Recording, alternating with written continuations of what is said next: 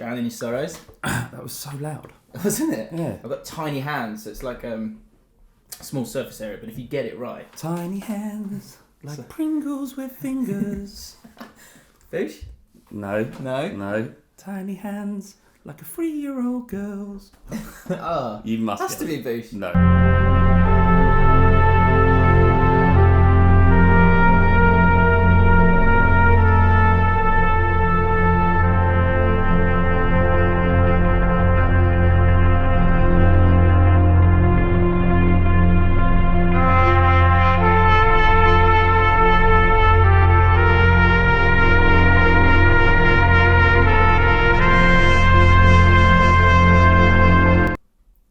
Paved the way for Bush. Paved the way for Boosh? Yeah, Reeves and Mortimer. Oh. Have you watched Bob Mortimer's new thing with White House? No. Very soothing television, Yeah. if you want to check it out. It's on BBC, so it won't be good for our American viewers. Welcome back to the podcast. But they basically both had heart attacks. Now they've got to do things at a calmer level, so they go off fishing together. I have seen talk that. About life. It's lovely. Really nice. It's really absolutely nice. a lovely programme. And if any brands wanted to pay us to do that, Go I think fishing. it'd be great. I think it'd be really good. Anyway. Why are you saying about that? Well, I think you know. What? So I've got a new tagline for the pod. Welcome back to James Flav For Now, the podcast. Mm-hmm. Lots of big announcements, huge announcements in this podcast. And you might have noticed this podcast a little bit shorter as well. There's a reason for that, which is coming. But I saw this as a possible tagline for the pod because I think it's decent. Sub Abcube said, this podcast never disappoints for now. Oh, that's good. Yeah, we've got 2 for nows though. James Flav For Now, this It's podcast. the podcast that never disappoints for now. Alright, if you like it, I'll go. I think it's okay. Yeah. Speaking of disappointments, we're talking about Spurs and how crisisy they are. I heard, wow, really drowning them. All over my face. Sorry, yeah. It's all in my beard and that. As Flav tucks into a alcoholic beverage, others are available. But we'll talk about Spurs because you went big on Arsenal You last brushed week. over what just happened quite well. I like it. What? You're a pro. Sorry. I just spelt whiskey all down my face and into my beard and on my dick. Yeah, but just it goes with the general stench of you anyway, isn't it? That's not fair. That's not true. It Go smells on. great. We'll talk about that. I've got the comments were brilliant last week. So brilliant last week. So this podcast could be a bit messy, but in a good way because of all the different comments we've got. We've got it's not right, but it's okay. Got shark news. Have we? No. Fuck's sake! I've got a shark news link. Have you? Yes. Wicked. We could talk about. I will talk about VAR. If that's all right. Yeah, you can. Because you were hit by it. Things we learned from last week. I've got a quick apology to make. Should I just get that out of the way? Yeah, go on. So this was Finners. He said James and Flab subconsciously dropping he or him 11 times while talking about Sam Smith and him change. They changing. Right. So when we were talking about, we weren't using the proper pronoun. Shit. Well, it is difficult. It's tough. It wasn't intentional. So hard not to accidentally say it. So was he suggesting that we had done it on purpose? Some people thought we did that on purpose. No, I thought it was like a gag, like a bit. No. I just say his name, Sam Smith. Yeah, Sam Smith. Don't say he or she. Well, It's now they or. Yeah, and it's going to take time to get used to that kind of stuff. It's true. First time Flav reviews. I've got a new bit as well called Inside the Mind, which came to me this week and then was supplemented by a comment. And also details of a homosexual one-night stand negotiations, which you set up last week brilliantly, Flav. So you'll get some answers to What was that about? You're asking about one-night stands and how the top and the bottom Okay, yeah, gotcha, yeah. come to pass. But we've also, a lot of this stuff might have to go on the second podcast because me and Flav Sold out. Yeah. Yeah. Money needs to be made, doesn't it, Flav? Do you think he just gets here for free? It's miles away. I actually literally have come over 120 miles to be here today for this. Wow. To talk with you. I mean, I'm to spend time with you, but also to talk to them. We got a night out as well tonight with. It's so weird. I'm buzzing for this. Big dog, possibly he's trying to wangle his way out of it. He won't. I'll hunt him down and bum him. And his predecessor, yeah, Adam. Both are proteges. Yeah, in a way. We're having a drink with both of them, so yeah, it should be good. Cannot wait to talk to them about Brentford. Could do. Might be in there. Might be on the Patreon page that we now have because we have sold out And you guys, we kind of dropped it last week, and you guys have said some quite nice stuff, which I'm going to relay now. Orange Ape said, surely at least 1,000 of the 8,000 people that have watched this would pay a couple of quid a month on Patreon. Sounds so easy, doesn't it? More.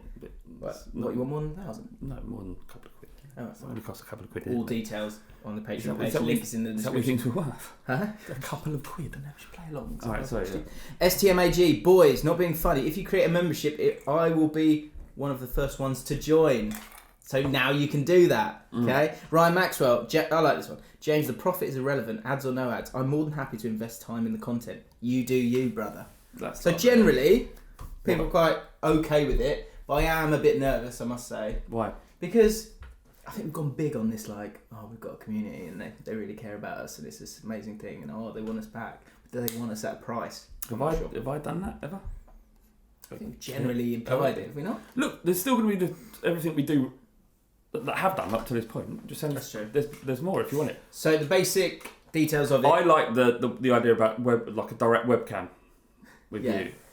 Oh, any of our patrons get 20 minutes of your time. I'm okay with that. Yeah. So there's different tiers that you can have actually. So I don't know anything about that. You do that. You do that. Well, there'll be different tiers, but we could do that if one of the tiers we're gonna have a normal tier. So this is how it's gonna work. Well, you will still get your podcast on YouTube, but it might be a little bit shorter. And then there will be a second podcast that goes on Patreon. So the initial tier there is basically just getting an extra podcast where I could probably say things that I can't say on YouTube. Absolutely, that's the other thing. that's quite a good one. You have to be clean, but behind the paywall you can be as dirty as you want. But also, I think what a good thing we could maybe do an advice section behind the paywall. That's a good idea. Where they come on some sort of show, sort of James and Flav advice. I like it. Yeah, it's a good idea. Yeah, it is. So if you do want to check it out, then there is a link in the description. It's enough plugins. Enough plugins. Yeah, is it in the link in the description? There is a link in the description. Right. What if they're on audio though, just before we stop plugging? Then head over to the James Allcott channel and you look can in the find description. Yeah. Or I'll be putting it everywhere because that's what Patreon tell you to do is like spam it everywhere. Yeah, so actually help me out with tweets and stuff. I have a Patreon for Fighting Cock and we barely ever mention it. Yeah, well that's one of my concerns with this. I'm not going to mention it though. Yeah, well, I will. Yeah, you will. Okay. You've drowned your sorrows quite a bit already. Well, it was literally it was a nip. Wasn't a nip? I'm gonna get my can of beer out in a second. Oh, Bart! Huh? What did you think of the drop? Was it a lovely little drop? It was a lovely little drop. I like my whiskey. I really do. And yeah, it was nice. Okay. It tasted expensive. Let's talk Spurs. Let's get into the Spurs thing. So one thing I will do in a second, but maybe we can kind of go through a couple of teams first, is I was listening to a podcast and that guy used the phrase crisisy. Talking about it's getting a bit crisisy. So like Spursy, but they've evolved it. yeah, true. As another thing. But I was thinking that's because having been in the game for a long time, the blah blah blah in crisis is something that's like banded about willy nilly. So crisisy works for me, right? Because I don't believe in actual crisis. Really. Well, what other clubs are going through is a crisis. Yeah, like Bury. Well, formerly known as Bury. Bolton, that's proper crisis. Yeah. Spurs. Brentford, absolutely. Proper spot on. They're in disarray. But yeah, so I was thinking maybe we could do some sort of crisisy rankings. Okay. So I'll put a poll card up if you are watching this on YouTube. And the people that I've got in the it's getting crisisy power rankings are Man United, Arsenal, Watford, Spurs and Wolves. So I wonder who you would vote for. Chelsea's who's not most crisisy. Well, so let's get into all of this, right? Spurs first. Spurs, Man United and Chelsea have all got the same amount of points. Yeah, 8. Yet there's this like positive spin on Chelsea at the moment. Because they can't sign anyone. And they've got a novice manager that everyone loves. But you'd be as worried, the Spurs fans should be as worried about Pochettino as Chelsea fans are about Lampard at this stage, and United fans are about Solskjaer. There could be a situation where, come Christmas, you had 3 of the big 6 in inverted commas in the Premier League. I love how that's happening a lot now. People going, they can't really say big 6; it doesn't exist. Well, no, it's true because Leicester look like they will get into the top 6. If Wolves drop out of Europe quickly. Then they can get out of there quickly. Yeah, I mean, that tournament's garbage. Like if they can get out of it quickly, They could maybe rebound. So there is a situation anyway. The three of that top six could be looking for new managers by January, which puts a big pressure on who's going to sack who first. Because there ain't what? Why? Well, Man United are in a good position currently, right? Because Solskjaer isn't going to be there towards the end of the season. They know that he isn't good enough and he can't motivate that side. We've been talking... But also it's about the players around those strikers. There's a lot of talk about Rashford and is he actually a centre forward or not? But a stat I had on the FBL show this week was, I think with the last 4 games Pogba played, they created 47 chances, Man United. Last 2 games without him, they've created 14 chances. Yeah. So like, the same goes for Lukaku. Whoever's playing up front, it's all well and good, but it's like a Sunday League team. If you've got crap in midfield, any team, then you're not going to create chances. You're not going to score goals. Yeah, despite being a figurehead. You've got to find a player that you're going to build your team around. And Lukaku at Inter Milan, they've managed to do that. A couple of things. After the Colchester defeat, we need to be all together, and not have different agendas. League 2, they aren't they? Do you know what though? League Cup's a bit funny because you've only got to get to 90 minutes. Right? Yeah. So that does, like, these shocks are going to happen a little bit more. I don't want to give Spurs an easy ride because we had a massive go at Arsenal last week, and you shouldn't. An absolute stinker. No, you shouldn't. You shouldn't. This is different agendas. Yeah, that's the thing. I don't know. I'm not going to repeat myself again, but what I said previously about getting the players out that were previously key and bringing in new people that were receptive to Pochettino's ideas. Perhaps there will be no agendas if he does that. Yeah. I don't know if he has the energy to rebuild Spurs again. This is the thing. And, at this point, it feels like he's lost. He doesn't have... Mate, we've got 3 relatively easy... Yeah, Southampton, Brighton, Watford. Winnable games. If we win on those 3, honestly, every one of these conversations is going to disappear. So it's hard to comment seriously, but I think fundamentally we do need to ship out some key players and replace them. Why aren't you saying names? Huh? Why aren't you saying names when you're saying players? Do you mean to name 6 players every time I say it? Oh no, just once. Who's got to go? He got to go for the title. Those players that have got to go are Ericsson, Vertonghen, Rose. When Yama's got to go, he's not a key player. Yeah. Sanchez, you don't know, do you? He can go. I can't say him yet because he's not. He's young. He's willing. He's able. He's just not able. I'll leave you this when it comes to Spurs. Unbelievably damning stuff in the press. It's worrying times for Tottenham. A lot of insightful stuff here. Just a warning. It's worrying times for Tottenham. They're already 10 points adrift in the league, and so that is a huge ask. So it's going to be tough for you to win the league. Oh yeah. Then they ask, can we win a trophy? Of course, the trophy thing, that's always a good thing to throw in there. League Cup, not winning that this year. Well, that one's gone now. It'll be tricky. Okay. Yeah. I do think they have to find a way to win games quickly. Lovely. Okay. Mauricio Pochettino is a wonderful manager, but a lot of these players have to stand up and take accountability. Yeah. The words of former Bolton manager Owen Coyle and Radio 5. A lot of platitudes, a lot of cliches, and a lot of saying nothing. Impressive stuff. But he's a football manager. He's not a fucking journalist. Say something. I know, or don't say nothing at all. Do you know what I mean? Yeah. Although he is being paid to say something. Yeah. Do you know what I am waiting for? Someone like Roy Keane, Graham Souness to come out and go, is he that good? Maybe put the pressure on him a little bit. Did you think is he good? Some callers came said, get rid of him, get Jose in. He's a serial winner. Jose Mourinho. A Spurs fan. If Pochettino left before Christmas, you were saying 3 managers might go. Who would you want? I can't think of a world where he isn't our manager. It's like your dad leaving, and then some geezer a good-looking stepfather comes in and bangs your mum for a few weeks, and then fucks off again, but gives us an orgasm. That's what we're talking about. Early doors. Importantly, you need to win quickly. Says I think there's a sick part of you that would want Jose. I think you find it funny. We've talked about it on the pod, on the Fighting Cock. Right. It wouldn't be the end of the world if you give it in mid season. Amazing. I don't know, man. I don't. But I've got a knack of feeling the pain of Spurs being shit and then suddenly swishing it all off. All right. And then it's just like whatever will be. It's 'cause you've got a lovely woman in your life. It's not that. Children. I know. No, it's not that. No. Power rankings, poll card. Man United, Arsenal, Watford, Spurs, Wolves. Who's top of the crisisy power rankings? I'm going to go with Man United. Yeah. Man United...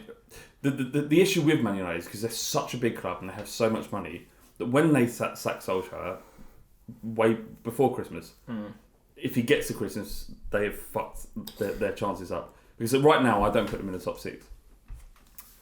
So, and while Tottenham, the results we've had have been poor, you can turn it. We've done enough in those games to win them. Yeah, and just to be fair to people, because people probably get really annoyed. Arsenal are only in there because of last week's crisisy moments. Because they've had a good week.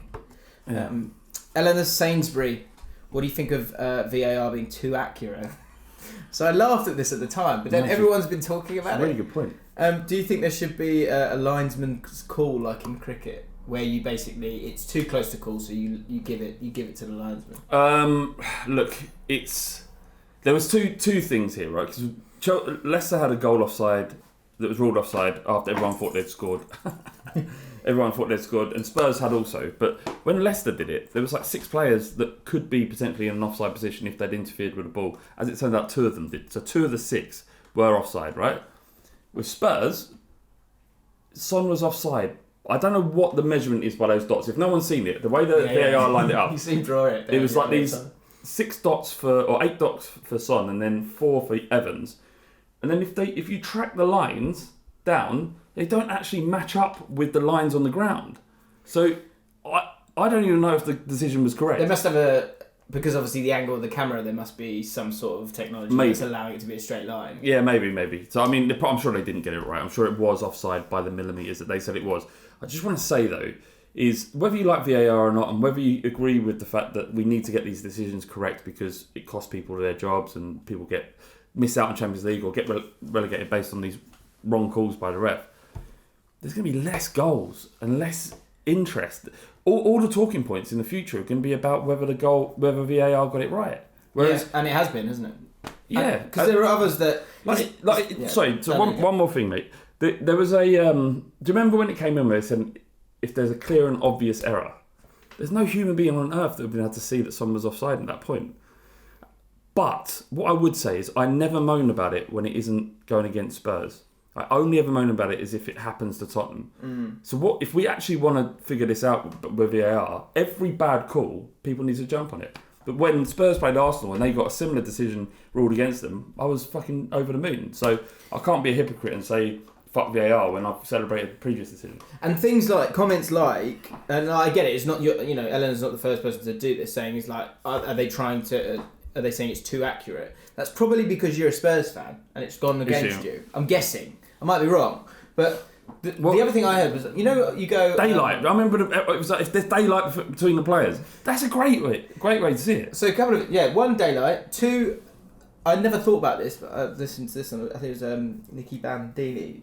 She said, if when you strike the ball, people go, but when he hit the ball, but the ball goes. It makes contact, it goes in a bit, and then it bounces out, and then it leaves the foot. So what moment is that? What frame is that? I think it's when the ball leaves the foot is when you're offside, I think. Okay. Well, But then the frame rate, and then all these things. What I do think is good about VAR is that there's going to be another season and another million seasons after this. So we're getting all of these sort of the kinks out of it, or we're finding out, we're having a conversation throughout a season. I know that's not probably ideal, but it's necessary, and we're going to get to a point, because this is the other thing that keeps coming up now, is on a couple of occasions, I think Chelsea-Liverpool game is a good example, Chelsea think they've scored, then there is a kind of, and people always say the first 5 minutes after you score a goal, you're at your sort of weakest, yeah. So there's been a couple of occasions where a goal's been disallowed, then the ball's gone down the other end, and the opposition have scored. So people are starting to say, teams are going to have to be very careful with how they deal with their emotions when a goal's scored. And that is the purest form of football that we could lose if it gets to a point where everyone goes, it becomes sanitised. Yeah. Yeah. So you like professional football at the Premier League level is about concentration. And there's a reason why Newcastle can go to Tottenham and not concede over 90 minutes despite having 20% possession. It's because all of them are concentrating fully on what they're doing. If you remove that concentration, it's the same with cricket as well. Cricket's, like, for a batsman, it's all about concentration. It's staying in that zone, not getting put off by what's going on around you. If they're forced to take away the explosion of emotion that is scoring a goal in an important game because they worry about VAR, tracking them back, then it's a shame, isn't it? Yeah. Football's an emotional sport. It always has been. It's like, I just think... I think we need to have the whole season and watch it all play out. I do. It's not going away though, is it? I think it... Probably not. It could do though. But there's people always going to find different things. I was watching this thing on Netflix called Hip Hop Evolution. This little documentaries on different scenes, so East Coast, West Coast, and Atlanta, all different things. And there was one about how there'd been sort of gangster rap and people talking about money and cars and all that stuff. And then it kind of went back to people like Mos Def and it's Talib Kweli, isn't it? Who took it back. Are you listening to these people to? No. Hear me out. Cool stick with me. All right. So, because we're talking about VAR and it's correct to a point, or is it? But it goes against the culture of football for me a little bit. That's how I feel about it at the moment. And basically, these guys in the evolution of hip hop, they look to protect the culture of football, and I feel like I was thinking that could have been a bit like what kind of hip hop star would you be as a football fan in terms of what you care about. But just as a general point, I think you have to defend the kind of culture of football, and I think long term that's why VAR for me can't last. Did they have it in the Championship? No. It's wonderful. You're gonna hate it when you come up. It does. It really. When you're coming up this year. Oh yes. Let's talk about that. We can do. You're was it Millwall away? Millwall away. Yeah, I went. Did you? Sure, yeah. Keep your smiles all round. Yeah, slap a few Millwall about them. Yeah. Slapped a couple. Hear any cultural conversations this time? I didn't. Good. I tell you what, me and my dad at half time stepped out. They opened the door so I guess people could smoke in the bit that we were locked in, and me and Dad just sort of stood there and had a little look around. Hang on, they let people out who want to smoke? So there's this big barrier. Yeah, you're not getting out, but you're outside of the concourse. Well, they let you smoke out there? No, I don't smoke, but they let people smoke, yeah. That is fucking gold. It was good. Because I thought, great, have just a moment, everyone calm down. That's... Happy days. Don't get that in the Premier League. No, you may get that. Can't even fucking vape. Can I vape in here? Probably not. Yeah, if you want. It smells of grape. Yeah, go for it. No, that's alright. Okay. I wouldn't disrespect her after that. Fair enough. She's like a... What's the name? Hawk. Bloodhound. Yeah. Just smell it. What's that? I smell flower. Great vape. No. I mean, she'd say that. Has he been here? You smell like. Has he been here again? Yeah, we maybe on the second pod we can go into depth on QPR. But quickly with the Millwall thing. Yeah, they came out and I just looked at we were looking at the fans, observing, as we do. Football fans are getting a bit chubby. A big bunch. I've put them a little bit away, so be careful. Yeah, me and you both. But I did sort of look around and I was thinking... Not much running going on here. Not enough running going on. Yeah. But it was... Millwall Way, if you can go to Millwall Way, do it. It is pure. It's pure football fandom. It's nice. There you go. As he rubbed his thighs. Let's get a couple of bits out for people before we nip over to Patreon. Yeah, because I'm desperate for a piss as well. I've literally been holding it. Do you want to go now? No, let's do it. Let's finish. It's fucking pro, isn't it? Okay. Typical us, we've been chatting away. A couple of things we learnt from last week. There are more than... What do you mean typical us? Typical us, we've been chatting away, aren't we? Typical us. Hates it. Yeah, it's like we're 80 good, years old. Wow. Yeah, like us. Been chatting away for fucking 30 minutes. Arc at us. Yeah. Was that a bad thing? No, it's a good thing. We can talk about worrying about awkward silences. Things we learned last week. I'm not the only one to be a front sleeper. You are. They're just pretending. Not true. Maxwell Allen. I sleep face down too. Arms all nicely tucked in like James. I also move 2 hands on the side under the cheek. I've never met anyone else who does this. Well, I do. A couple of girls have commented on it, and I've tried to change, but it's just too cosy. And I revert back to it all the time. It just feels right for me. Can I just There's point out 4 something? people who've got this, by the way. We can go on to that. Okay. But just one thing: if you are sleeping in that position, i.e., like tucked in, you're not giving enough of yourself for the spoon. One of the best sleeping. Well, you're being a small spoon, aren't you? No. One of the best. Certainly, if not, if you're on the front. Like my missus does it as well. Not this. She don't do that because I'd fucking leave her ass. But she sleeps on the front and her leg goes up, which is quite nice if you want to pat her on the bum before you go to sleep.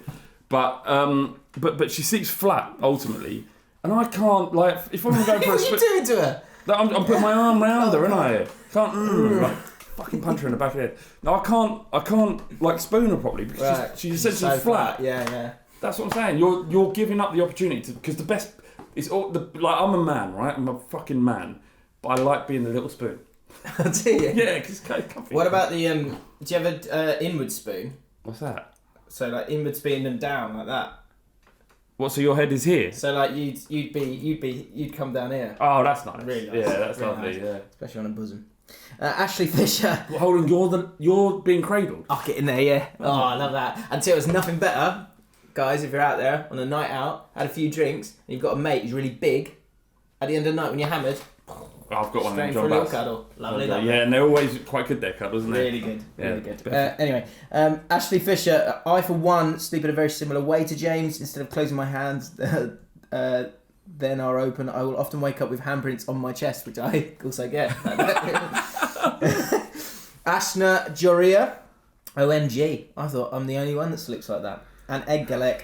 I sleep the same way as James. Generally can't fall asleep any other way. We've done our quick apology. First time Flav reviews. You want that now or for Patreon? Now. Peter McDonough, a review of Flav. Flav brings a lot to the show. First off, he looks like he slept the night in a roadside ditch, which contrasts James' signature, not slept the night in a ditch look, quite nicely. Lovely. So that's the positives. Yeah. Here are the negatives, Flav. Brace yourself. 1, he's utterly shit at maths.